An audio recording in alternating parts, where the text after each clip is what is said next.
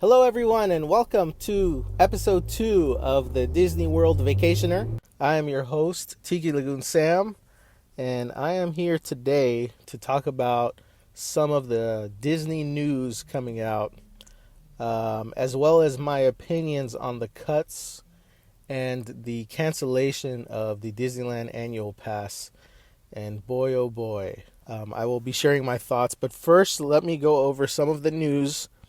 Disneyland did today share a video of the Spider-Man Adventure ride in Avenger Campus at Disneyland, showing Tom Holland recording some of his scenes and acting out some of the things you're going to be doing on the ride. And he was wearing 3D glasses, so it is going to have 3D.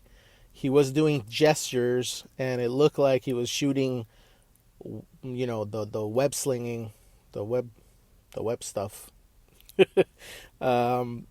So you're going to be doing that with 3D on some sort of screen or augmented reality. Looks pretty cool. I'm excited to see that ride. As an old school Disneyland fan, I like the haunted mansions, the pirates, the real sets, and not necessarily screen based. But there's some screen based rides out there that blend both of them together, and that's really nice. So I'm looking forward to that. The other noteworthy news that we have is the Muppets show is coming to Disney Plus in February. I'm really excited about that. That's going to be 5 seasons, I believe, that is what they had.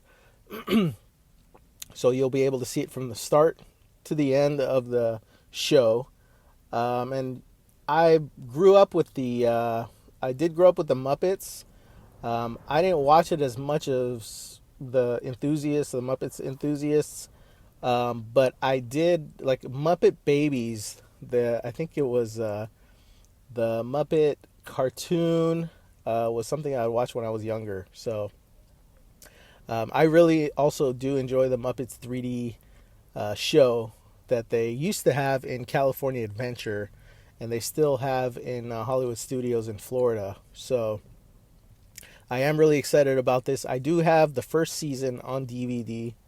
So I have seen all those episodes, and I caught it when it was in syndication on TV back in the day. So, but I never seen all the episodes, so I'm really excited to see those. So I'm looking forward to that. The other thing that happened this week is in Epcot, the Ratatouille area where the ride is going to be in Paris opened up half of its land. So you're able to walk through half of the land there and go use the restrooms. And from the videos that I've seen, it looks beautiful. I can't wait to actually experience it myself. Not only the area, but the bathroom too. I think that's going to be exciting. I'm going to see how it compares to my favorite bathroom, which is the Tangled bathrooms in Magic Kingdom. I mean, how can you beat that? The theming, I mean, that's all they got for Tangled, but hey, better to have something than nothing. So I'm looking forward to that. So that's basically the new news, and I'm sure most of you have heard already about the cuts that have been happening and the cancellation of the Disneyland annual pass. Disney announced they're getting rid of the Magical Express starting January 1st, 2022. Now, Magical Express is something every time I go to Disney World, I take advantage of. Me and my family love taking the Magical Express. It gives you that Disney feeling. You get off the plane, you go on the bus, you don't worry about nothing anymore. That's it. Vacation has started. Now they're saying they're not going to have that service anymore. So if you're staying at a Disney resort, when you get to the airport in Orlando International, you have to figure out how you're going to get yourself and your whole family to their hotel on as an additional fee, obviously. If you have to have car seats or wheelchair or what have you, you got to figure it out. It's going to be expensive. If you're off the plane and you're tired, well, you're going to have to take some time and figure it out. So that's absolute BS. I mean, the amount of money that Disney charges for their resorts, it I guarantee you it includes the price that they were, the fees that they were paying Mears, the company that was driving their buses and providing that service. It's baked into that resort fee that you're already paying, and they're not going to drop the price of the hotel going forward. They're just taking away that perk. So that's absolutely ridiculous. They need to get it straight. I mean, those of us that have been going to Disney or want to go to Disney should not be looking the other way, or should not voice our displeasure of that. It's a big deal. I know there's a lot of you that rent cars or want to go offsite or whatever it is, but there's a majority of us that really, we stay at Disney to stay in the Disney bubble. We don't want to drive. It's a big perk for us of going to Disney World is staying in their resort and not having to drive, not leaving the bubble, just always being in the magic, and having to take an Uber or figure out a taxi or whatever it is to go there and come back from our vacation is really gives it a bad start and a bad ending to the trip. So that's one thing they had announced. And the second thing they said was extra magic hours are not coming back. And I'm someone who, when I vacation, I'm not waking up early in the morning. I'm on vacation.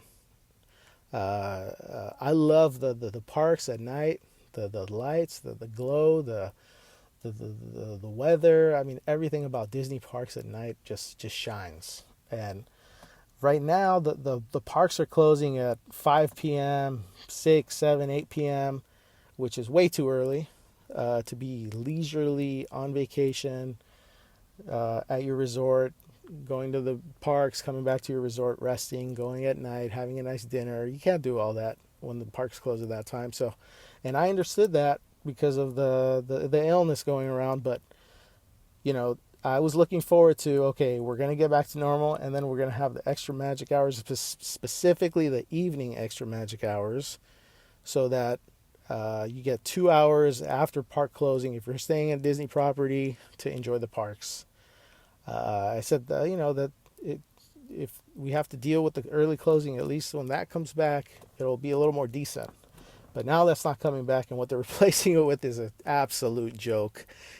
They're replacing it with 30 minutes early before park opening for Disney resort guests. Now, I don't know about you, but I'm not waking up 5 a.m., 6 a.m. to be at the parks for an extra 30 minutes that only gives you, like, realistically, maybe one ride to go on. And then you got to deal with the rest of the day from there. That's not how it should be on a vacation. Now, there's going to be some days where I'm excited. I get up early. I like to enjoy the resort that I'm staying in and have my walk, a morning walk or coffee or tea or what have you. But substituting, giving you 30 minutes, substituting, and the extra magic hours is 2 hours, evening hours, is ridiculous. So that's something they need to change. The third huge announcement, which is so devastating for us Disneyland annual pass holders, is the end of the annual pass. Now, my issue isn't the fact that they announced that they're ending the annual pass.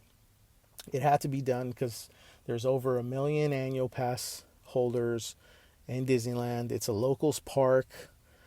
So when they open back up, they're going to have so much demand. They can't please the annual pass holders that are paying or will be paying to have an annual pass to be able to go anytime they want. It's not realistic. I understand that. But when you announce that you're ending the annual pass, sunsetting as they say, and then the vague announcement that, we will get you a new membership. uh, a new membership. What they're basically saying is you're not going to be able to pay what you've been paying, or even a little more than what you're paying. Because let's face it, every year the prices go up, and we've accepted that. That's fine. I mean, things go up in price. They're gonna have you pay a membership, probably a not that much of a fee monthly, or maybe once a year. I don't know. To be able to purchase daily tickets at a discounted rate, and then give you the benefit of purchasing merchandise and food with a discount. Now, how ridiculous is that? As a California resident, as a growing up as a Disneyland annual pass holder, uh, this just doesn't work. A lot of us are living here because of Disneyland being a part of our lives, or have arranged work, or done things so that the one thing that the benefit of paying these taxes, staying here, dealing with all kinds of stuff, higher living expense.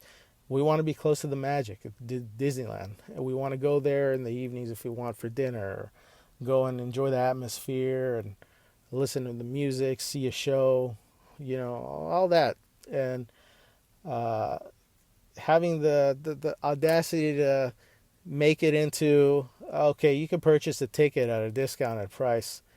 I mean, us annual pass holders are not going to be paying $50, $60, $70 and going there at night to have dinner. I mean, if we maybe a few times a year we'll buy the ticket and be there all day, but it in essence it changes our whole lifestyle. And for those of you that aren't pass holders or aren't close to parks, it's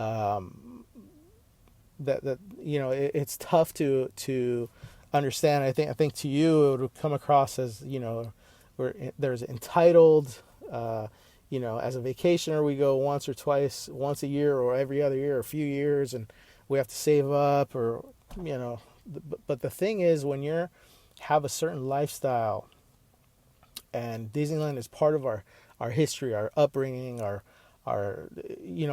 almost like for you, who it's a family member. I don't know how to explain it, but this is the best I can say it is, a family member that you visit, or a place you go to unwind, that's your happy place. I mean, it's part of our life, and the way the announcement is it's like just taking that away from you, cutting it off.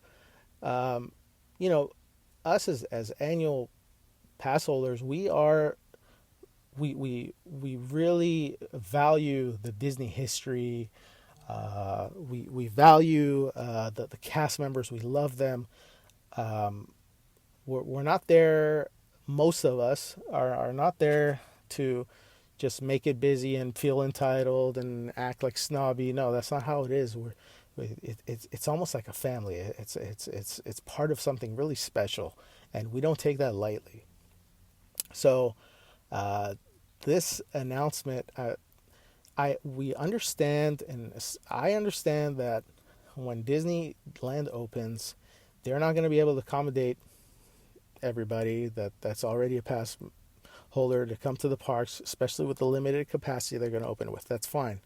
Take a few months, no pass holders, ending of the pass holder program, starting with a clean slate, understandable.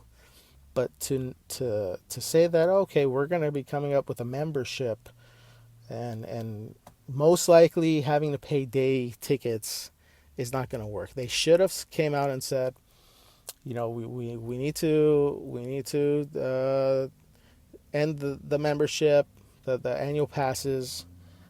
We need to clean slate because we have a limited capacity, and then once we get back to where we were, we'll bring back annual passes in different types of categories, and you'll be back because you are so special as part of our Disneyland history. or family or whatever it is. I mean, it's something that they could have really made it to where we wouldn't be feeling like we are just being used for the money. Oh yeah, you can pay the ticket, get a membership, get a discounted ticket. We'll throw you a discount, and yeah, you can come to the park still. What is that? That doesn't tell me that they're worried about the capacity, or that it just sounds like if I had a ton of money, I can purchase a ticket every day, and I can get to the park. No, that's not going to work. So we need to make our voices heard. They need to understand that this is not something that you can use the illness as a cover of cutting this membership. So you know, that's just my 2 cents. That's going to do it for us today. Thank you for joining in today of the Disney World Vacationer. Again, I'm your host, Tiki Lagoon Sam, and I will see you folks real soon.